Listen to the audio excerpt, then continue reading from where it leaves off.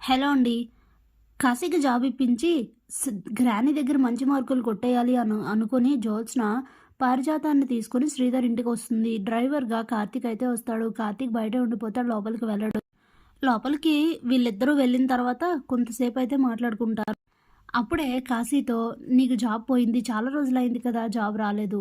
So, మన జ్యోత్స్న రెస్టారెంట్స్‌లో మేనేజర్‌గా work చెయ్యి" అని చెప్తే, అప్పుడే కావేరి "మా అల్లుడు చదువుకున్న చదువు మేనేజర్‌గా వర్క్ చేయాల్సిన అవసరం లేదు. అలా అయితే మా దగ్గర కూడా చాలా బిజినెస్‌లున్నాయి. మేమే ఎక్కడో దగ్గర రిక్రూట్ చేసుకుంటాం గదా!" అనైతే అంటుంది. అయితే సరేలే, నాకు తెలిసిన ఐటీ కంపెనీలో జాబ్ ఉంటుంది. ఆ మేనేజర్ నా ఫ్రెండే, తనతో మాట్లాడతానని చెప్పి ఫోన్ మర్చిపోయాను. వెళ్ళి డ్రైవర్‌ని తీసుకురమ్మని స్వప్న అని చెప్తుంది. బయటికెళ్ళి చూసేసరికి కార్తీక్ ఉండడంతో చాలా బాధేస్తుంది స్వప్నకి. ఇక లోపలికొచ్చి తననైతే జ్యోత్స్ననైతే నిలదీస్తుంది.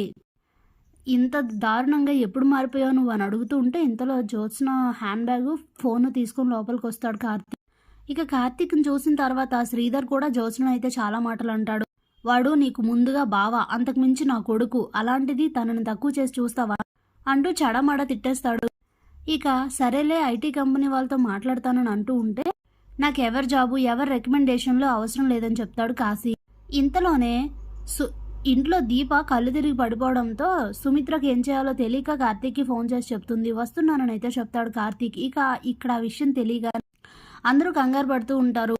సరే అని చెప్పి జ్యోత్స్న కాశీకి కొన్ని డబ్బులు ఇవ్వబోతూ ఉంటే శ్రీధర్ లాక్కొని, "మా అల్లుడిని ఎలా చూసుకోవాలో నాకు తెలుసు. నువ్వేం ఖర్చులు డబ్బులు ఇవ్వక్కర్లేదు, తీసుకో" అని చెప్పి తిరిగి జ్యోత్స్న చేతిలోనే పెట్టేస్తాడు. ఇక అక్కడి నుంచి ఇంటికి బయలుదేరైతే వెళ్తూ ఉంటారు ముగ్గురు. ఇంతలో సుమిత్ర కళ్ళు తిరిగి పడిపోయిన దీపని లేపి వాటర్ అయితే పడుతుంది. ఇక నెమ్మదిగా దీప కళ్ళు తెరిచేసరికి దీపని తన భుజంపై వాల్చుకొని మాట్లాడుతూ ఉంటుంది.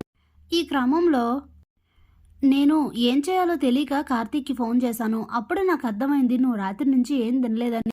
తిండి మానేసి ఏం సాధించాలని, ఎవరిని సాధించాలని, అలా గనక సాధించొచ్చు అనుకుంటే నేను వారం రోజులైనా తిండి మానేయాలి అని అంటే, అప్పుడే దీప ఎవరిని సాధించడానికి కాదమ్మా అని చాలా డల్‌గా దీనంగా చెప్తుంది. చూసావా, మాట్లాడడానికి కూడా సరిగ్గా ఓపిక లేదు. పద అని చెప్పి నెమ్మదిగా తనని లేపి డైనింగ్ టేబుల్ దగ్గరికి తీసుకొచ్చి కిందన కూర్చోబెట్టి భోజనం పెట్టి తీసుకొచ్చి దీపకిస్తుంది. "తిను దీప, భోజనం పెట్టి ఇవ్వగలిగేంత మానవత్వం ఉంది గాని తినిపించేంత ప్రేమ నాకు లేదు. తిను" అని చెప్పి పక్కన పెడుతుంది. ఇక తన తల్లి భోజనం పెట్టడంతో చాలా సంతోషిస్తూ లోపల దీప తినాలని చెప్పి ఆ ప్లేట్‌ని తీసుకొని నెమ్మదిగా ఓ ముద్ద కలిపి నోట్లో పెట్టుకుంటుంది గానీ, తనకైతే కళ్ళు తిరుగుతూ ఉండడంతో అస్సలు తినలేకపోతుంది. ఇక అది గమనించిన సుమిత్ర, "ఏంటి ఈమె ఇలా అయిపోతుంది? ఇలా అయితే దీపకేమైనా అయితే శౌర్య పరిస్థితి ఏంటి?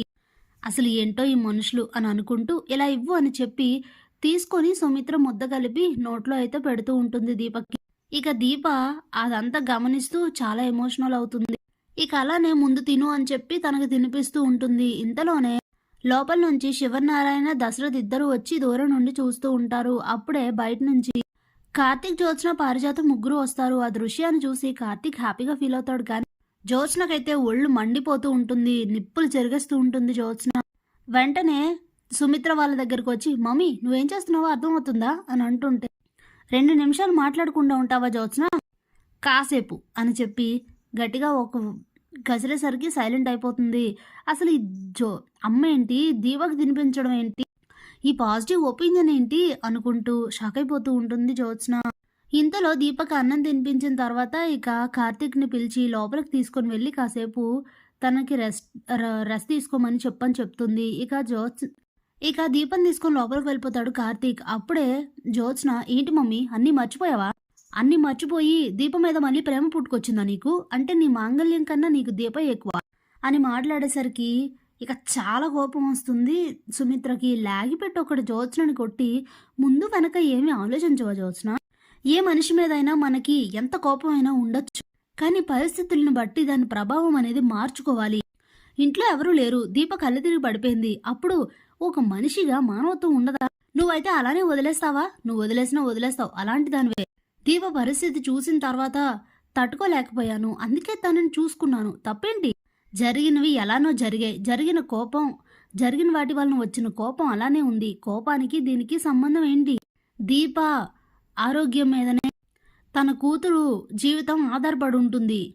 సౌర్య కోసం ఇదంతా చేశానని అనుకో, అంతకు మించి ఈ విషయాన్ని పెద్ద చేయకు అని చెప్పి గట్టిగా క్లాస్ పీకేసి అక్కడి నుంచి అయితే వెళ్ళిపోతుంది. దూరం నుంచి ఇదంతా చూసిన కార్తీక్, సుమిత్ర అత్త అంటే ఏంటో నాకు బాగా తెలుసు. నువ్వే అనవసరంగా తనని పొల్యూట్ చేస్తున్నావు జ్యోత్స్న.